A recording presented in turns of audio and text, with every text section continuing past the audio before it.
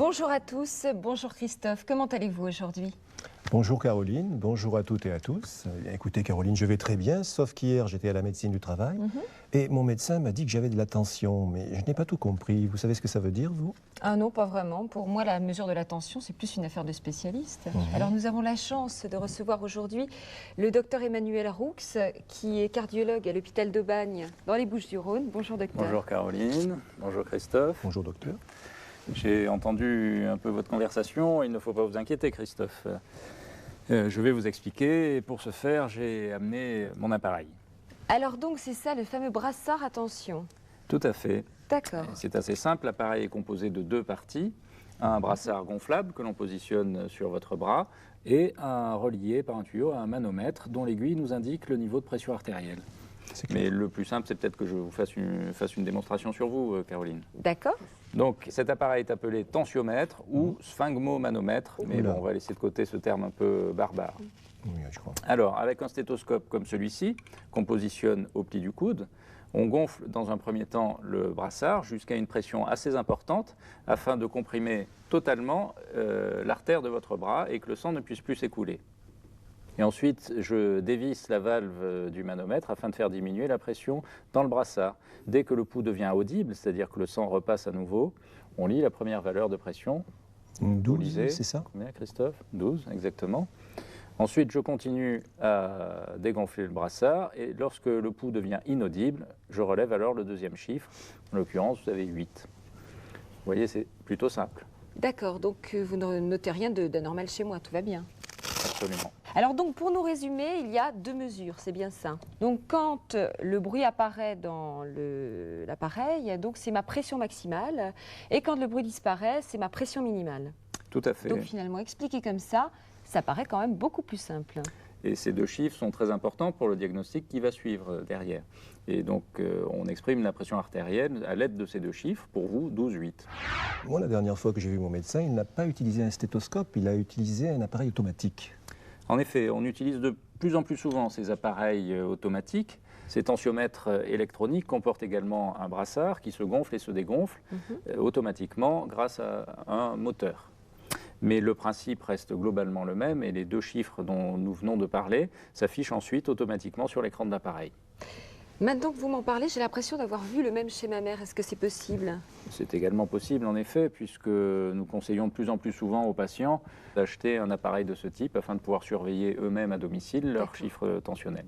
C'est ce qu'on appelle l'automesure, docteur, je crois. Oui, tout à fait, oui. Et alors habituellement, ça s'adresse à quel type de patient? Eh bien, prenons un exemple. Vous venez me voir en consultation, vous avez une émission de télévision à terminer, Christophe vous attend, vous êtes en retard. Dans ce contexte de stress, il est tout à fait possible que si je vous prends la tension artérielle à ce moment-là, vos chiffres soient faussement élevés. Ça sera dû au stress. Exactement. D'accord. Et avec l'automesure, nous allons éviter ce genre de piège. Moi, c'est plutôt le fait de voir mon médecin qui me ferait monter la tension. Et vous êtes loin d'être le seul. C'est le fameux effet blouse blanche.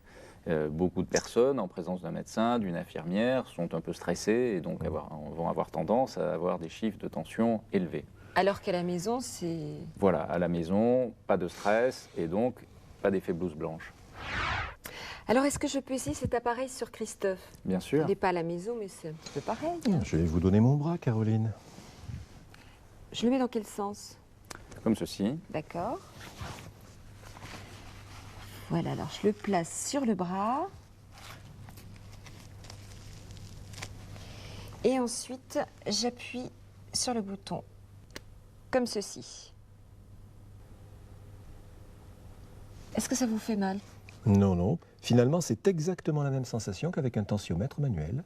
Je ne vois pas la différence. Alors regardez, les chiffres apparaissent automatiquement sur l'écran. 13,8. Mais d'ailleurs, est-ce que j'ai la même tension la nuit quand je dors? Non, effectivement, votre tension baisse la nuit. D'ailleurs, votre tension n'a pas une valeur stable, elle varie en permanence tout au long de la journée. Notamment lorsque vous faites un effort, elle va avoir tendance à augmenter. Lorsque vous êtes au repos, notamment la nuit, lorsque vous dormez, les chiffres tensionnels vont diminuer. Mais alors vous allez devoir lui prendre sa tension la nuit? Non, pas du tout. Nous disposons pour cela d'un appareil automatique qui va permettre d'enregistrer en continu sa tension artérielle sur une période de 24 heures.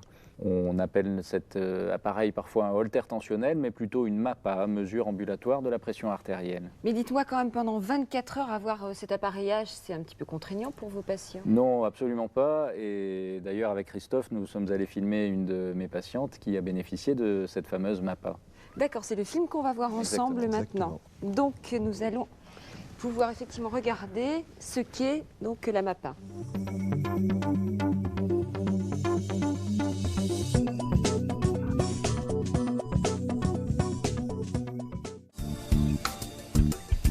Voici le boîtier dont je vous parlais. D'accord. Je vais vous poser.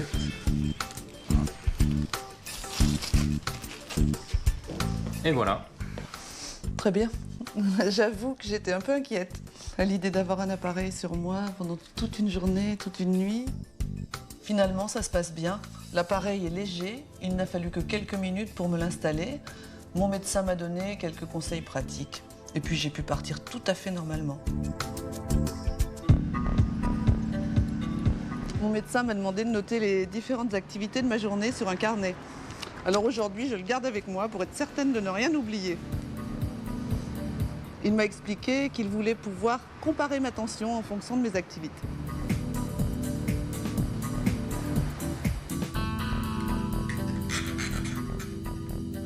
Lorsque l'appareil se déclenche pour prendre la mesure, on ne ressent rien. La gêne est vraiment minime.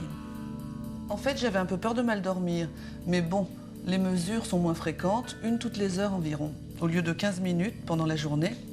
Et puis surtout, ça ne m'a pas réveillée.